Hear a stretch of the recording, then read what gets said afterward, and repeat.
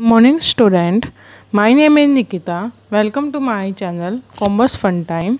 Today is our topic on controlling nature and process.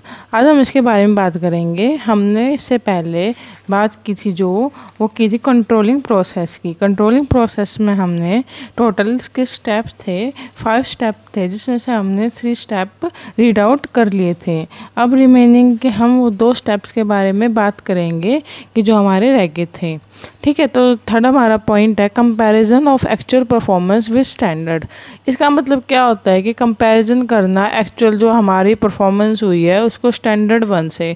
जो हमने सोचा था, मान लो हमने सोचा कि हम 1000 यूनिट प्रोड्यूस करेंगे, मगर वो तो होगी स्टैंडर्ड, और एक्चुअल कौन सी होगी जो हमने प्रोड्यूस की। जैसे हमसे हुई खाली 900 यूनिट ही प्रोड्यूस हुई, तो हम कंपैरिजन करेंगे कि जो वो डेविएशन है, जो उसमें चेंजेस, डेविएशन मतलब क्या होता है, जो गैप आया है, जो 1000 और 900 के बीच में गैप है, जो 100 रुपये का, जो 100 यूनिट का, वो नेगेटिव है या पॉजिटिव है।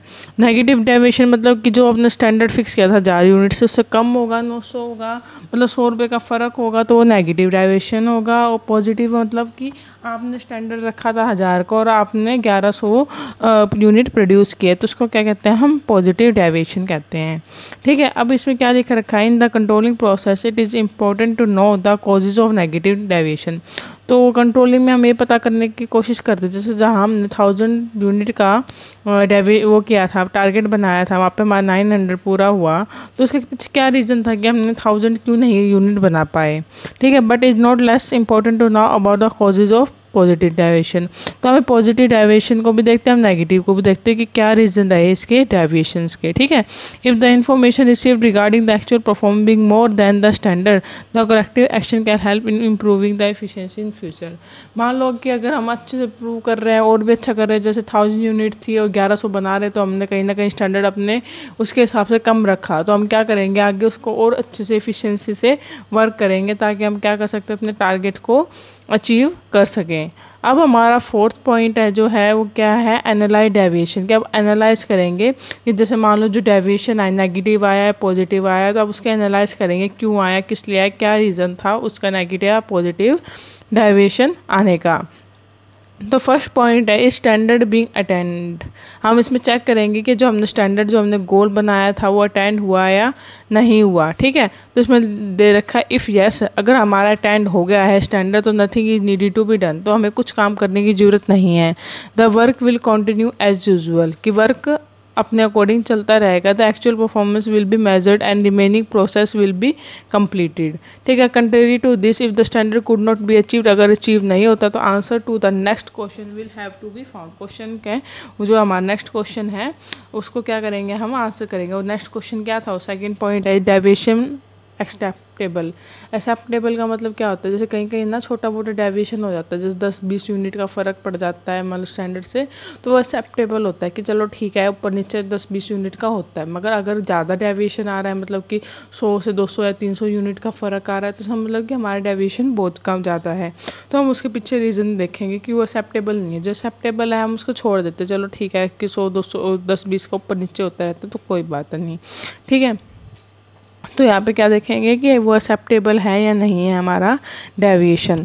अब हमारा थर्ड पॉइंट है इज स्टैंडर्ड एक्सेप्टेबल, कि जो स्टैंडर्ड है, जो हमने टारगेट रखा था वो एक्सेप्टेबल था। मतलब कहीं कहीं बार हम क्या करते हैं कि हमारी जो कैपेसिटी होती है वो 1000 यूनिट की होते हैं और हम टारगेट बना लें 5000 का, तो वो नहीं कंप्लीट हो सकता क्योंकि आपका स्टैंडर्ड ही एक्सेप्टेबल नहीं है। तो स्टैंडर्ड एक्सेप्टेबल का मतलब कि जो आप बनाओ वो एक्सेप्टेबल हो, ऐसा हो कि जो आपकी उसके ऊपर निर्भर करता हो, मतलब आपकी कैपेसिटी पर निर्भर करता हो। कोई भी ऐसा स्टैंडर्ड नहीं बनाना चाहिए जो आपकी कैपेसिटी से बाहर हो।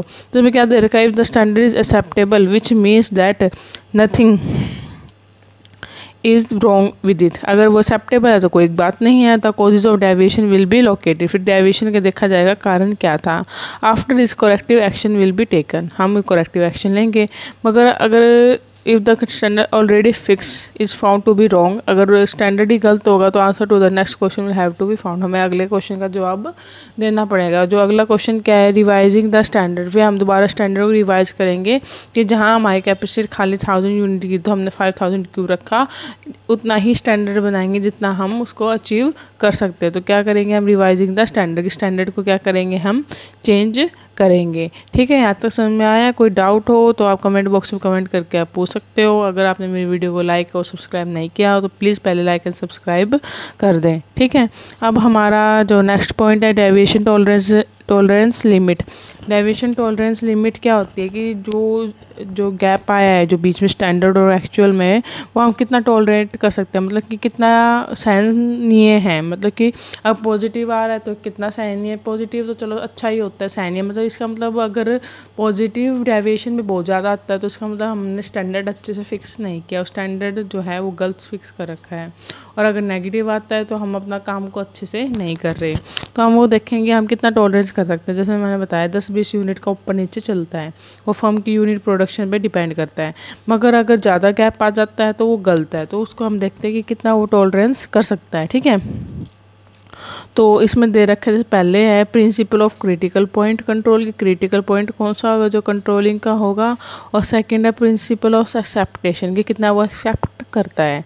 तो हम पहला पॉइंट पढ़ते हैं कि principle of critical point control क्या होता है। According to this principle those activity should be determined, वही एक्टिविटी की जाती है in the very outset which have an important role to play in ensuring the actual work. हम जिसको वही एक्टिविटी को ज़्यादा वैल्यू दी जाती है जो कंप्लीट करने के लिए एक्चुअल वर्क प्रोग्रेस को इंश्योर करने के लिए प्लान के साथ जहाँ काम आता हो। जैसे दिस आर नोन एज की रिजल्ट एरिया, उसको क्या कहते हैं हम, KRA की रिजल्ट एरिया कहते हैं। It means that the manager should not be involve in small insignificant activity, जो काम की एक्टिविटी जो बेफजूल की एक्टिविटी है वो उसको एड ऑन नहीं करेगा। ठीक है, but should pay more attention to those activity where unfavourable result and causes. जैसे आपको इसका कहने का मतलब ये है, जैसे कई चीज़ें होती है जो ज़्यादा इफेक्ट डालती हैं। जैसे कोई रीज़न आया है जिसकी वजह से खाली 1-2 यूनिट का ही मार पड़ी तो उस पर इतना ध्यान नहीं देगा क्योंकि वो कोई रीज़न नहीं है, थोड़ा बहुत ऊपर नीचे चलता है। मगर जहाँ से ज़्यादा इफेक्ट पड़ा आपके प्रोडक्शन में, सीधा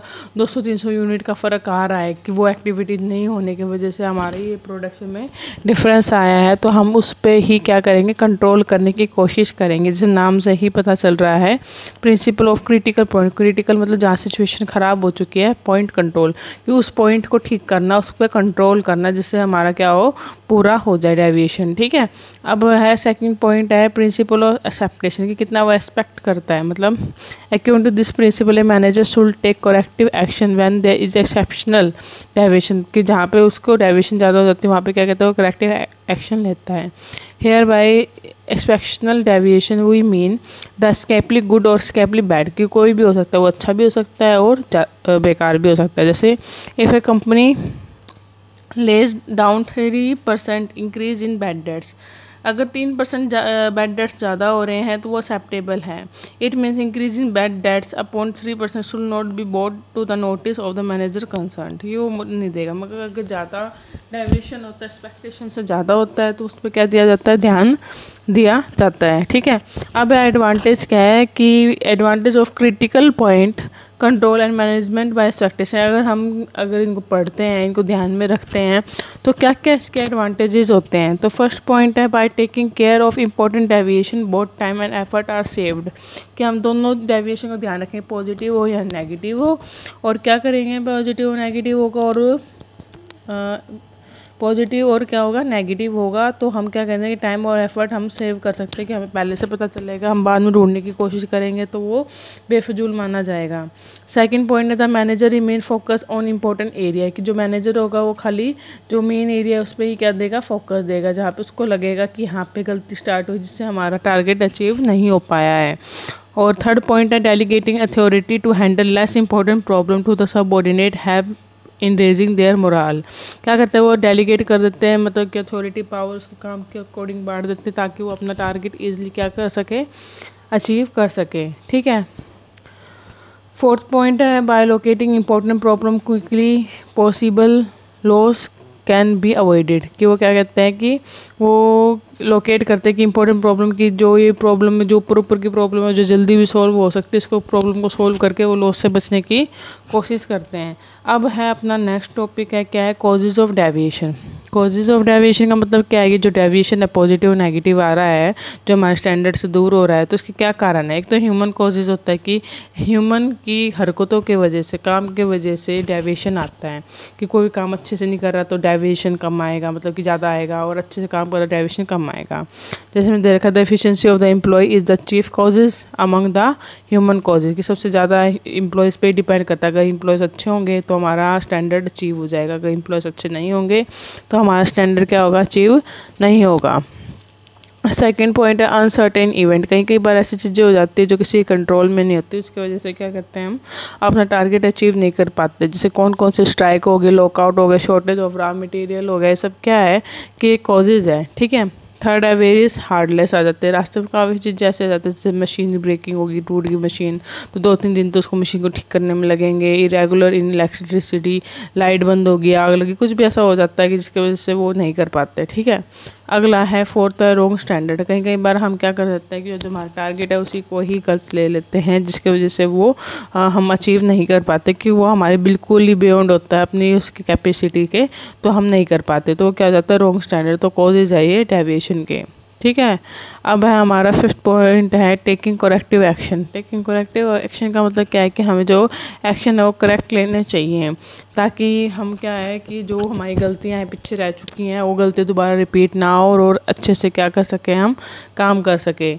तो सबसे पहले the last but the most important step in the process of controlling is taking corrective action. By now the deviation and their causes are be known as this now is the time for removing the heartless। अभी क्या time है कि इसको heartless को हमें क्या करना है, कम करना है। तो उसके लिए क्या करेंगे, फर्स्ट पॉइंट है removing deviation in the actual process performance. जो एक्चुअल परफॉर्मेंस में जो हम काम कर रहे हैं उसमें से जो डेविएशन, जो गैप आया उसको हम क्या करेंगे, दूर करने की कोशिश करेंगे, और वो देखेंगे कहाँ गलती से, जिससे क्या हो जाए वो ईजिली दूर हो जाए। सेकेंड है stopping the repetition of any such problem in future. और हम कैसे कोशिश करेंगे जो गलती एक बार हो चुकी है वो गलती दोबारा बार बार ना आए, और उसको हम क्या कर ले, ईजिली क्या कर ले, अचीव कर ले। अब हमारा लास्ट जो है टॉपिक है factor to be consider while taking corrective action. क्या क्या फैक्टर हमें ध्यान में रखना चाहिए जब हमें कोई करेक्टिव एक्शन ले रहे हैं।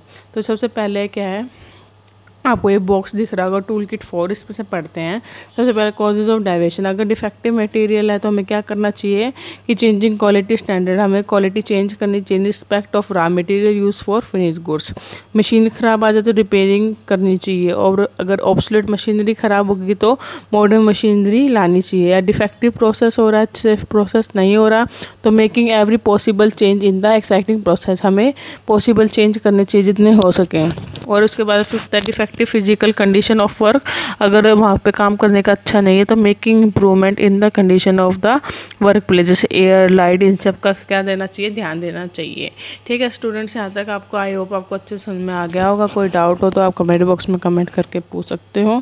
आज का हमारा चैप्टर नहीं ख़त्म होता कंट्रोलिंग। आपको मेरी वीडियो पसंद आए तो please like and subscribe my channel. Thank you, have a good day.